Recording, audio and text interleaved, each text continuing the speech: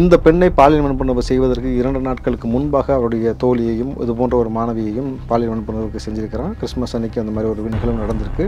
இவன்கிட்ட இது போல மாணவிகள் பெண்கள்னு சொல்லி பல ஆடியோக்கள் பல வீடியோக்கள் இருப்பதாக தகவல் வந்த பிறகு இந்த மாணவி உறுதிப்பட்டதாக தகவல் கசிந்து விட்டது அப்படின்ன பிறகு அந்த மாணவி உறுதிப்படுத்தியிருக்கிறாங்க, இந்த மாதிரி விஷயம் செஞ்சுருக்காங்க பொழுது இதற்கு மேலாக தமிழ்நாடு முழுக்க ஆங்கங்கே சில போராட்டங்களை முன்னெடுக்கும் பொழுது தமிழ்நாடு முழுக்க சம்பித்து போகக்கூடிய ஒரு வேலையும் நடக்கும். இந்த மாணவர்கள் ஒன்று சேர விடாமல் தடுப்பதற்கு இந்த பொங்கலுடைய விடுமுறையை இவர்கள் பயன்படுத்தி இந்த மாணவர்கள் எதுவும் சேர்ந்து விடாமல் பண்ணலாம்ன்றதுக்காக பார்த்தீங்கன்னா அரசாங்கம் எக்ஸ்ட்ரா கூட ஒரு நாள் லீவை அனௌன்ஸ் பண்ணி கிட்டத்தட்ட தொடர் விடுமுறை விடுவதற்கான ஒரு முன்னெடுப்பை எடுத்துக்கொண்டு இருக்கிறார்கள். மாணவர்கள் என்ன முடிவு பண்ணுறாங்கன்னா அதற்கு முன்பாகவே ஒரு போராட்டம், அப்படி இல்லாட்டி சட்ட வல்லுநர்கள்ட்டையும் பெரிய பெரிய லாயர்ட்டையும் சில விஷயங்களை நுணுக்கத்தோடு கேட்டுக்கொண்டிருக்கிறார்கள். மிக முக்கியமான இடத்துல அவங்க உட்கார்ந்தாங்கன்னா அந்த முக்கியமான நபர்களே வீட்டை விட்டு கூட வெளியில் வராமையும் போகலாம். அந்த மாணவர்களை நீங்கள் இங்கு கைது செய்தீர்கள்னாக்கா தமிழ்நாடு முழுக்க உட்காருவாங்க. தமிழ்நாடு முழுக்க இருக்கக்கூடிய எல்லா காவல்துறையும் சேர்ந்து மாணவர்களை மட்டும் அரெஸ்ட் பண்ணினாக்கா இதற்கான நடவடிக்கைகள் இந்த மாதிரி நடந்துகிட்டு இருக்கு. உங்கள் கட்சிக்காரனாக இருந்தாலும் நீங்கள் அவனை காவு கொடுத்து தான் ஆகணும். ஏன்னா குற்றம். அமைச்சராக காவு கொடுங்க. அமைச்சரை காவு கொடுக்க விரும்புறீங்களா, ஆட்சியை காவு கொடுக்க விரும்புறீங்களா? அவன் யார் கூடயே சுற்றிக்கிட்டு இருந்தான், யாரெல்லாம் அவங்க வீட்டுக்கு போய் சாப்பிட்டாங்க, எதுக்காக இந்த வேலை செஞ்சான், ஒரு தொழிலதிபர் போல் ஒரு ரோட்டில் பிரியாணி விற்கிறவன் எப்படி இவ்வளோ பெரிய காரு, இவ்வளோ சொகுசு வாழ்க்கை, 3 ஏக்கரில் பண்ணை பங்களா கேட்டீங்களா, இவ்வளவும் எதுக்கு எப்படி வந்தது? அவனுக்கு மாமா வேலை பார்த்து வந்திருக்கு.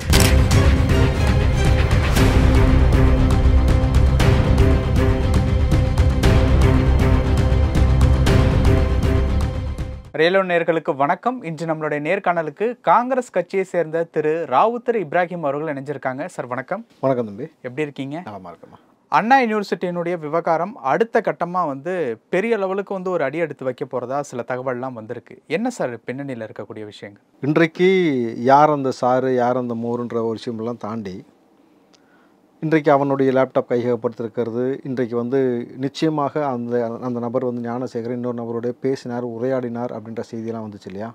அந்த பெண் அந்த வழக்கை விசாரிக்கக்கூடிய நபர்கள்ட்ட சொல்லியிருக்கிறாங்கன்றதெல்லாம் தாண்டி என்ன ஒரு சென்சிட்டிவான இஷ்யூவாக மாறப்போகுதுனாக்கா மாணவ கூட்டமைப்புகள் இதற்குள்ளே களம் இறங்குவதற்காக திட்டமிட்டிருக்காங்க. அண்மையில் கிடைத்த தகவல், அதாவது அந்த பெண் மீண்டும் உறுதி செய்யப்பட்டிருக்காங்க. என்னன்னாக்கா அவன் இன்னொரு நபரோட ஃபோனில் பேசினான். அந்த பெண்ணை என்ன சொல்லியிருக்கான், நான் மிரட்டியிருக்கேன் சார், இப்போ கொஞ்சம் நேரத்தில் வழிக்கு வந்துடுவாங்கன்ற வார்த்தையை அவன் பதிவு பண்ணியிருக்கிறான் அப்படின்னு சொல்லியிருக்காங்க. இதை தாண்டி அவன் சம்மந்தப்பட்ட வாக்குமூலம் என்னவாக இருக்குனாக்கா, இந்த பெண்ணை பாலியல் வன்புணர்வு செய்வதற்கு 2 நாட்களுக்கு முன்பாக அவருடைய தோழியையும் இது போன்ற ஒரு மாணவியையும் பாலியல் வன்புணர்வுக்கு செஞ்சிருக்கிறான். கிறிஸ்மஸ் அன்னைக்கு அந்த மாதிரி ஒரு நிகழ்வு நடந்திருக்கு. இவன்கிட்ட இது போல் மாணவிகள் பெண்கள்னு சொல்லி பல ஆடியோக்கள் பல வீடியோக்கள் இருப்பதாக தகவல் வந்த பிறகு இந்த மாணவி உறுதிப்பட்டதாக தகவல் கசிந்து விட்டது அப்படின்ன பிறகு அந்த மாணவி உறுதிப்படுத்தியிருக்கிறாங்க, இந்த மாதிரி விஷயம் செஞ்சுருக்காங்க பொழுது இதற்கு மேலாக அரசியல் கட்சிகள் இந்த விஷயத்தை எந்த அளவுக்கு கையில் எடுத்து கொண்டு போய் நீதிமன்றத்தை தன்னிச்சையாக உள்ளே வர வச்சுட்டாங்களோ, தானாக முன்வந்து வழக்கெடுப்பதற்கு வரைக்கும் கொண்டு வந்துட்டாங்க. ஒரு அரசியல் கட்சியாக அவர்கள் வேலை செய்து விட்டார்கள். நம்மளுடைய அதாவது சொல்லுவாங்கள்ல, மாணவருக்கு ஒரு பிரச்சனை பொழுது மாணவ அமைப்பு நம்மளே இனிமேட்டு உள்ளே வராமல் இருந்தால் இது முழு வடிவமாக பெற்று இனி எந்த பிள்ளைகள் மீதும் கை வைக்காத ஒரு சூழல் ஏற்படாது. எந்த அரசியல் எவ்வளோ பெரிய அரசியல்வாதியாக இருந்தாலும் சரி, எந்த கட்சிக்காரனாக இருந்தாலும் சரி, சரிக்கு சமமாக பார்த்து விடலாம் அப்படின்ட்டு மாணவ கூட்டமைப்புகள் இப்போ உள்ளே வருவதற்கு தயாராகி கொண்டிருக்கிறார்கள். கூடுதலாக என்னென்னு பார்த்தீங்கன்னாக்கா சட்ட வல்லுநர்களோடு சில ஆலோசனைகளை நடத்தி கொண்டிருக்கிறார்கள். இது நாளைக்கு கைது அப்படின்ற மாதிரி ஒரு விஷயம் போனாக்கா இந்த கைது எதை வலியுறுத்தும்னாக்கா, இது வரைக்கும் திமுக அதிமுகவை கைது செஞ்சீங்க, பிஜேபியை கைது செஞ்சீங்க, நாம் தமிழர் கைது செஞ்சீங்க, குறிப்பாக விஜய் அவருடைய விஷயத்தில் அவங்க கொடுத்த அந்த விஜயோடைய ரசிகர்கள் எல்லாத்தையும் கைது செஞ்சீங்கன்னும் பொழுது பாட்டாளி மக்கள் கட்சி எல்லாத்தையும் கைது செஞ்சிட்டீங்க. மாணவர்களை கைது செய்தால் என்ன நடக்கும்? தமிழ்நாடு முழுக்க டிஎம்கேக்கு ஆஃபீஸ் இருக்கோ இல்லையோ, தமிழ்நாடு முழுக்க எவ்வளோ ஸ்கூல்ஸ் அண்ட் காலேஜஸ் இருக்குது. இனி இந்த மாணவ பிள்ளைகளை கைது செய்தால் இந்த மாணவர்கள் என்ன செய்ய வேண்டும்?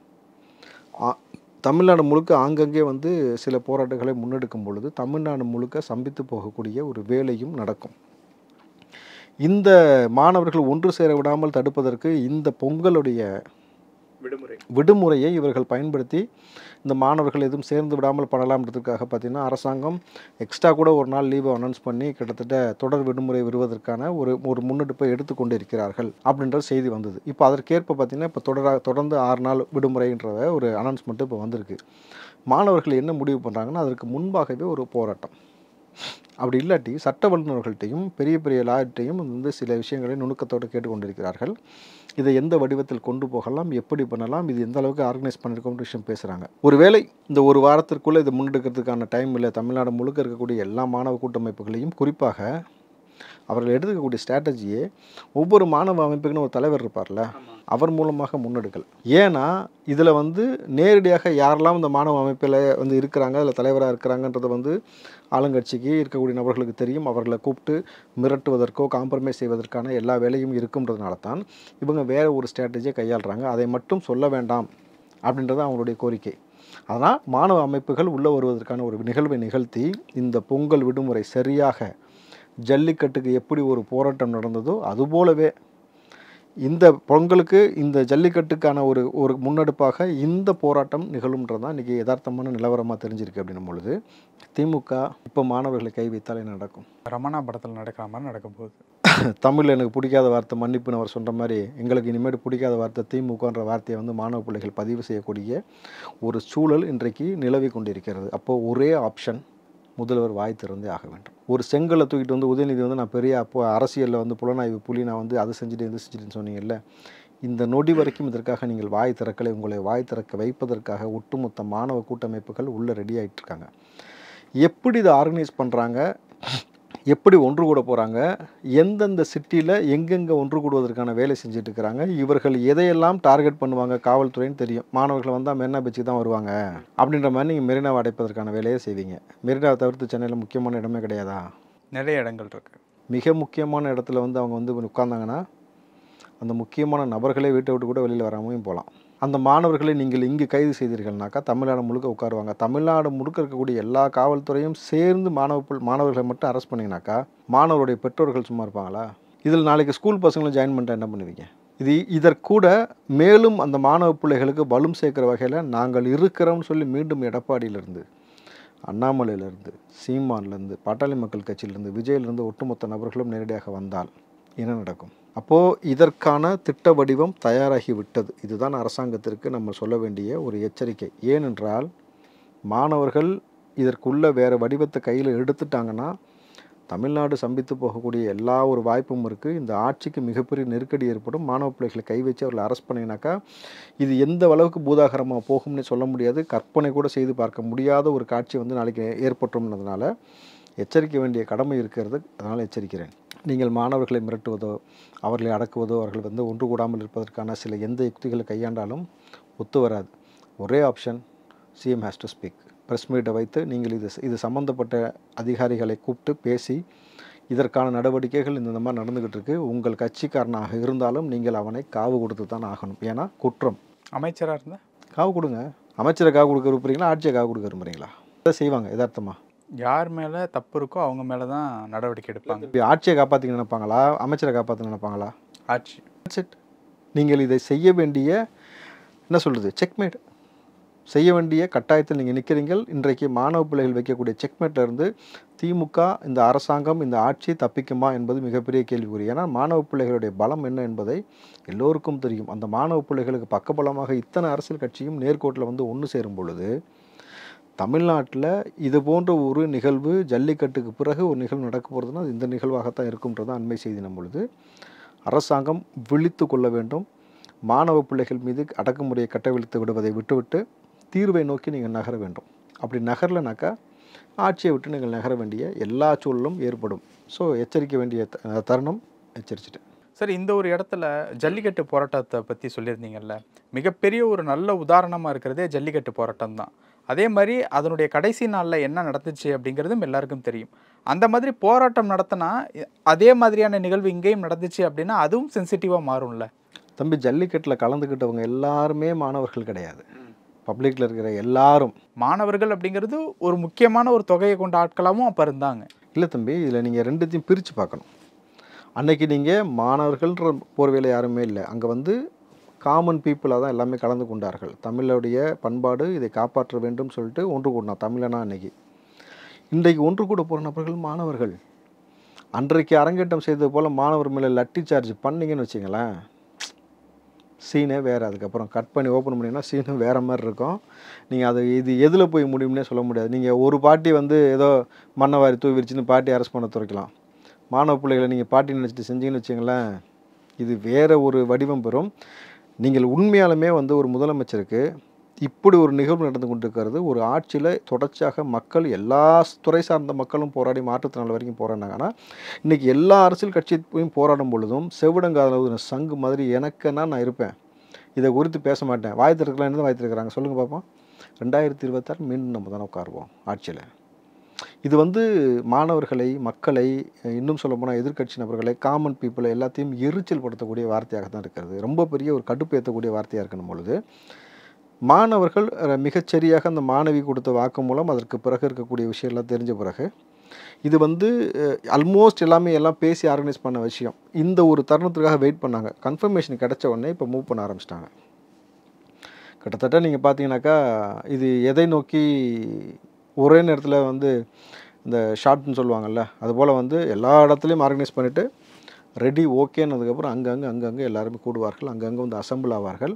அப்படின்னும் பொழுது மாணவர்களை தயவு செய்து தொற்றாதீங்க, உதயநிதி எதிர்காலத்தில் மன்னவாரி போற்றாதீங்க அப்படின்றத நம்ம சொல்ல முடியும். ஏன்னா இது ஒரு பெண்ணுக்கு இழைக்கப்பட்ட அநீதியாக மட்டும் இதை பார்க்கக்கூடாது.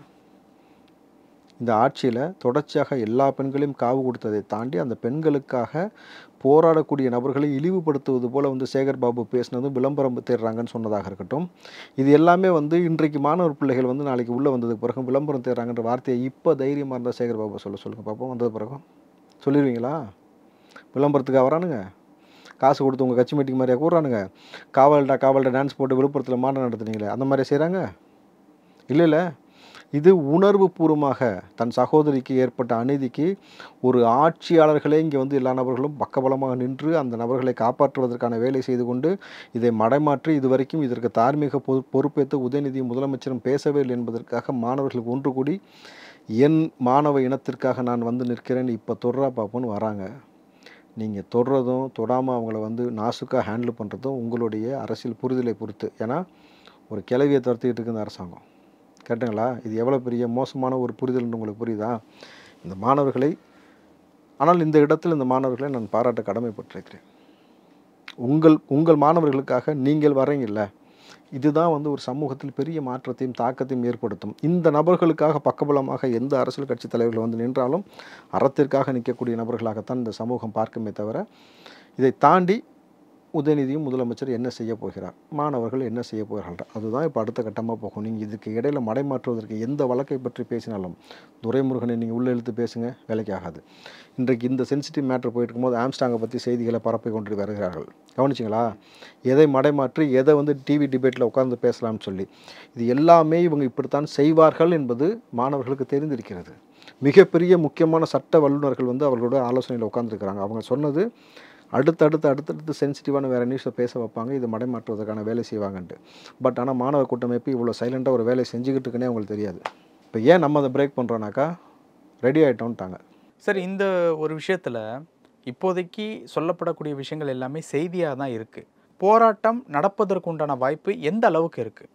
போராட்டம் நடப்பதற்கான வாய்ப்பு எந்த அளவுக்கு இருக்குன்றது அரசாங்கம் அடுத்து எடுக்கக்கூடிய நிகழ்வை பொறுத்தும், முதல்வர் துணை முதலமைச்சர் என்ன பேச போகிறாங்கிறத பொறுத்தும் இந்த போராட்டம் உடனடியாக ஆரம்பிக்க போகிறதா அல்லது பொறுத்திருந்து நீதி வருவதற்காக கொஞ்சம் டைம் எடுத்து அவங்க செய்ய போகிறாங்கன்றத இனி முதல்வரும் துணை முதல்வரும் வாய் திறப்பதை பொறுத்தே அமையும். இல்லை நீங்கள் இப்போவும் எனக்கு என்னன்னு தான் இருப்பீங்கனாக்கா அவங்க அவங்களுடைய வேலையை தொடர்வாங்க. இது உங்களுக்கு தான் மிகப்பெரிய தலைவலியை ஏற்படுத்துமே தவிர வேறு யாருக்கும் கிடையாது. ஏன்னா அவன் எவ்வளோ பெரிய அத்துமீறல் செஞ்சுருக்கான். இப்போ திருப்பூரில் உள்ள நபர் வந்து அதில் சம்மந்தப்பட்டிருக்கான் இருக்காங்க. 50க்கும் மேற்பட்ட வீடியோ இருக்குன்றாங்க. வீட்லேயும் ரைடு டாக்குமெண்ட்ஸும் அவருடைய 2 மனைவியிடம் விசாரணை நடத்துவதற்கான முன்னெடுப்பை இப்போ எடுத்துக்கொண்டிருக்கிறார்கள். இது பொள்ளாச்சி வழக்கை விட மிகப்பெரிய வீரியம் பெறும். ஏன்னா அவன் மாமா வேலை பார்த்ததே அரசியல் முக்கிய புள்ளிகளுக்காகத்தான் இருக்கப்படும் என்பதுதான் திட்டவட்டமாக நம்பப்படக்கூடிய விஷயமா இருக்கிறது. ஏன்னா அவன் யார் கூடயே சுற்றிக்கிட்டு இருந்தான், யாரெல்லாம் அவங்க வீட்டுக்கு போய் சாப்பிட்டாங்க, எதுக்காக இந்த வேலை செஞ்சான், ஒரு தொழிலதிபர் போல் வந்து ஒரு ரோட்டில் பிரியாணி விற்கிறவன் எப்படி வந்து இவ்வளோ பெரிய காரு, இவ்வளோ சொகுசு வாழ்க்கை, 3 ஏக்கரில் வந்து பண்ணை பங்களா, கேட்டிங்களா? இவ்வளவும் எதுக்கு எப்படி வந்தது அவனுக்கு? மாமா வேலை பார்த்து வந்திருக்கு. அவன் வெறும் கொள்ளையடிச்சான ஒரு செய்தி வந்ததில்ல, நல்லா யோசிச்சு பாருங்கள். நான் சொல்கிற விஷயம் உங்களுக்கு புரியும். இத்தனை நாள் அவனை கொள்ளையடிக்க விட்டுட்டு காவல்துறை அமைதியாக உட்காந்துருந்தீங்களா? அவன் கொள்ளையடித்தான்ற செய்தி இப்போ வந்து கொண்டிருக்குல்ல. கொள்ளையடித்ததன் மூலமாகத்தான் இவ்வளோ பெரிய பணம் ஈட்டப்பட்டது, அதன் மூலமாக தான் சொகுசு பங்களா வாங்கினான்றது போல நீங்கள் ஒரு விஷயம் இங்கே காட்சிப்படுத்தப்படுகிறதுன்றதான் யதார்த்தம். இவன் பார்த்த மாமா வேலைக்கு தான் காசு பெரிய லெவலில் அவனுக்கு பரிமாறி, அப்படி இல்லாட்டி பிரியாணி கடைக்காரனுக்கு எப்படா இவ்வளோ பெரிய காரு, இவ்வளோ சொகுசு வாழ்க்கைன்னு ஒரு கேள்வி எழும்பிடும்ல. அதுக்கு தான் கொள்ளையடிச்சான். கொள்ளையடிச்சிட்டான்னு தெரியுதுல்ல, இவ்வளோ வருஷமாக கொள்ளையடிச்சிருக்கான்னு தெரியுதுல்ல. ஒரு முறை அரெஸ்ட் பண்ணீங்கல்ல, அடுத்தடுத்த முறை இவ்வளோ நாள் செஞ்சதுக்கு ஏன் அரெஸ்ட் பண்ணல? ஜாஃபர் சாதிக்னா கூட தட்டி கொடுத்து வச்சுருப்பீங்க, இவனை போன்ற நபரில் தட்டி கொடுத்து வச்சுருப்பீங்க, சிவாஜி கிருஷ்ணமூர்த்தி தட்டி கொடுத்து வைப்பீங்க. அப்படின்னும் பொழுது இவர்கள் பெரிய லெவலில் மாட்டும் பொழுது நீங்கள் இப்படி ஒரு விஷயத்தை வெளியில் சொல்கிறீங்கன்னும் பொழுது நேரடியாக நீதிமன்றம் இப்போ உத்தரவிடணும். அவனை அழைச்சிட்டு போய் எக்ஸ்ரே ஸ்கேன் எடுத்து எலும்பு உடஞ்சிருக்கா இல்லையான்றதையும் பரிசீலனை பண்ணணும்னு சொல்லணும் இந்த குழு. ஏன்னா இதுவும் நாடகம்தான். புரியுதுங்களா? அப்போது இனி மாணவர்கள் வைசஸ் திமுக, இதான் களம். நிறைய விஷயங்கள் சொன்னீங்க. நேரத்துக்கு ரொம்ப நன்றி சார். நன்றி.